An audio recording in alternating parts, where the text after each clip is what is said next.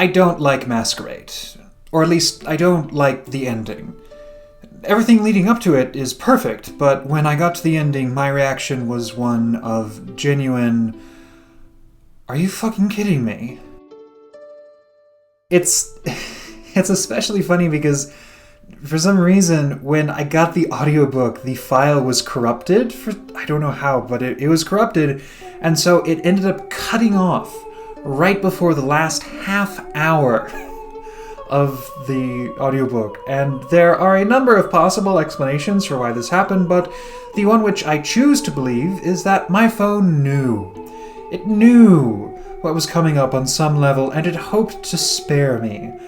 But I was so determined to see the story through, especially given how I'd adored the book so far, that I got a print copy to read that final scene. And I now know that my phone was only watching out for me, but as with Genghis Khan and his hawk, it was all in vain. I wonder if that story ever got turned into an opera. Now, well. What is Maskerade?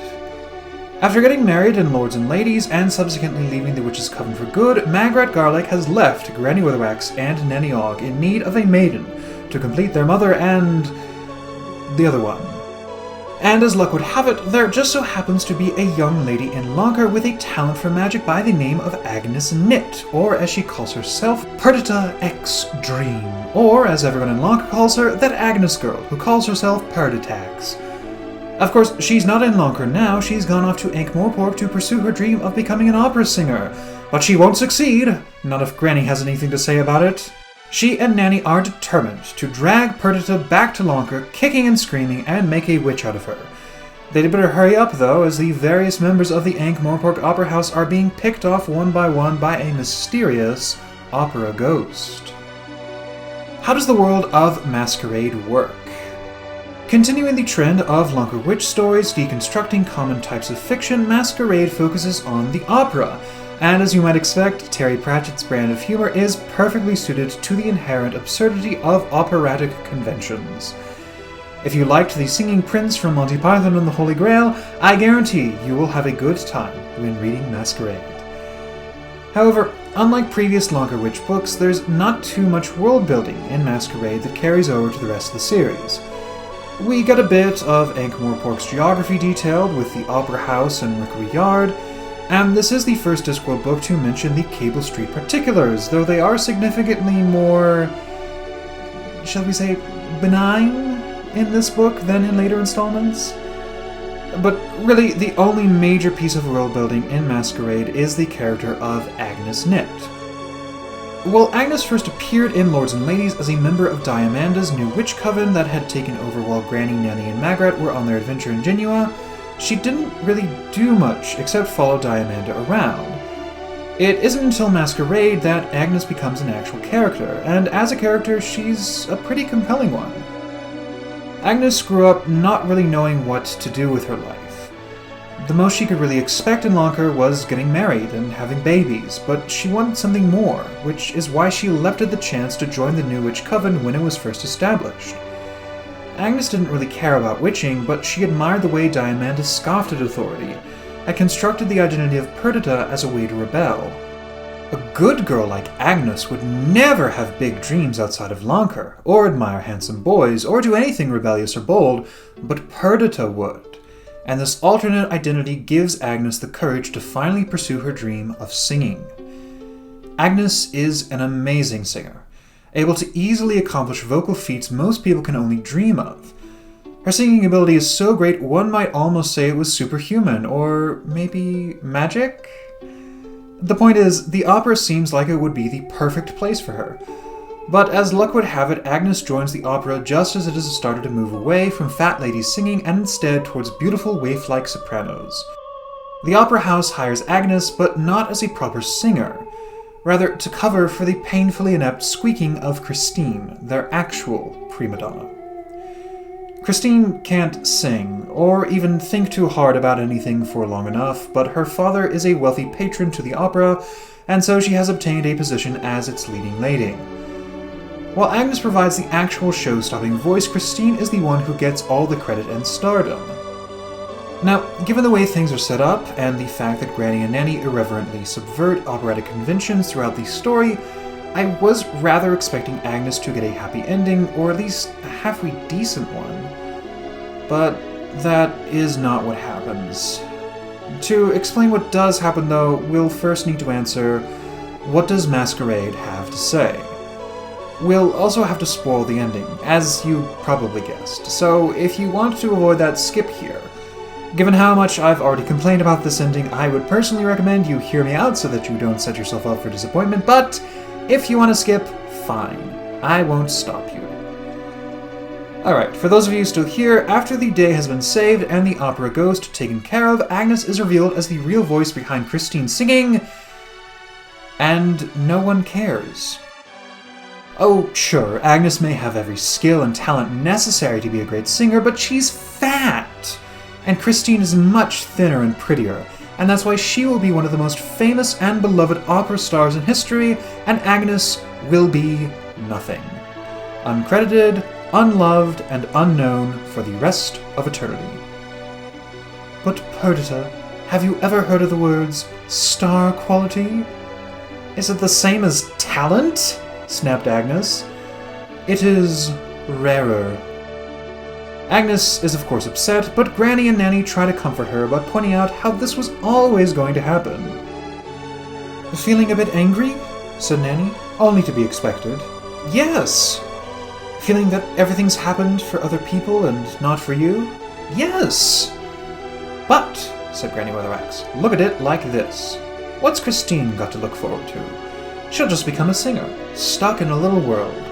Oh, maybe she'll be good enough to get a little fame, but one day the voice will crack and that's the end of her life. You have got a choice.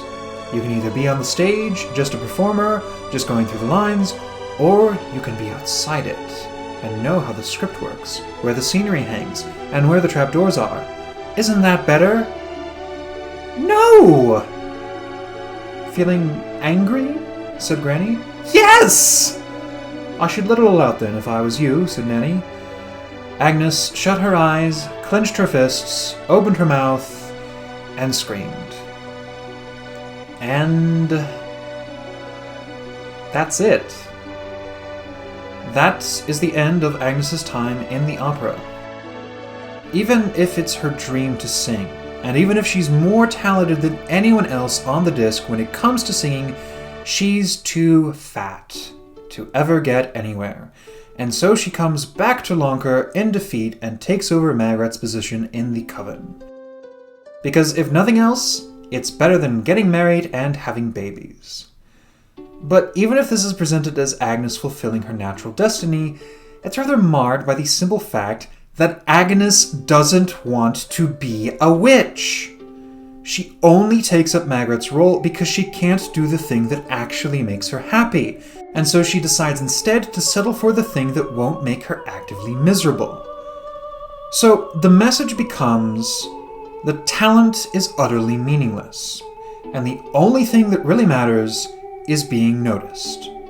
You can be the most talented individual in the world, and it won't matter jack shit because people only care about beauty and power. So unless you have star quality, you'd better give up on your dreams and settle for an unfulfilling life because your talent and passion don't mean anything. The thing is, I agree with this sentiment to an extent.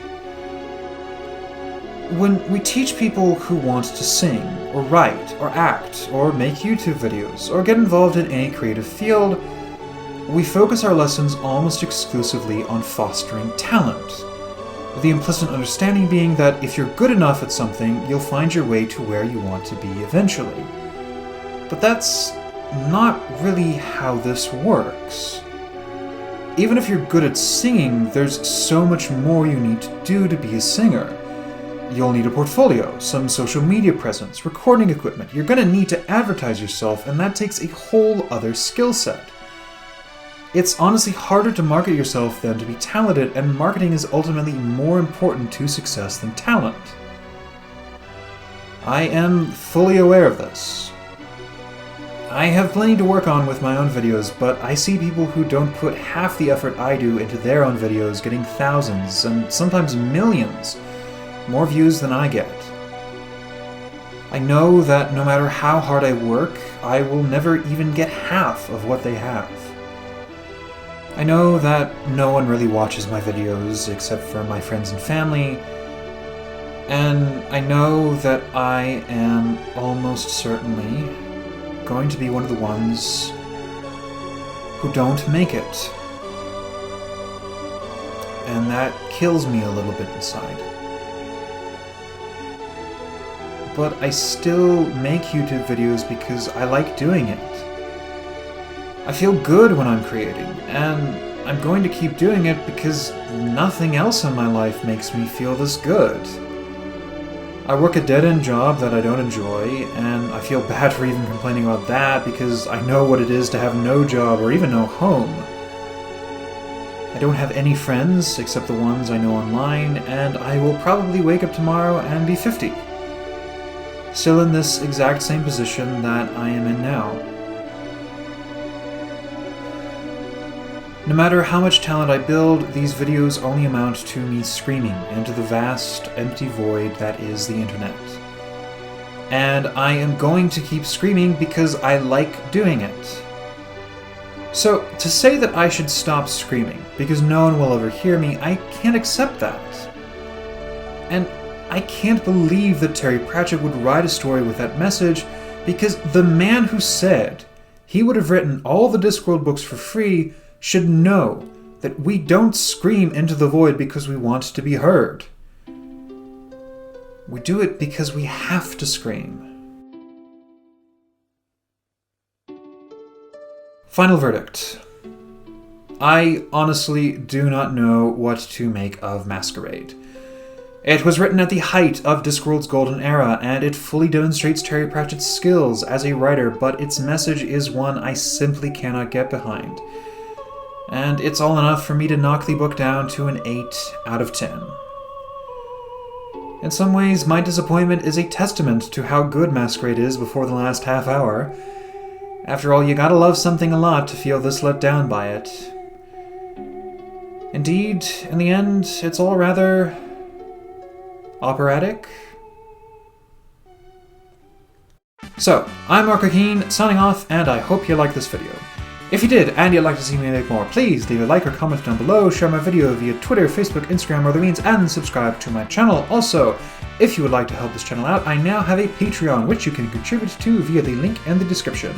If you sign up, you will get sweet bonuses like an internet hug, early access to videos, and the ability to vote in polls to help me decide which works to cover next. Thank you all, and I will see you in the next one.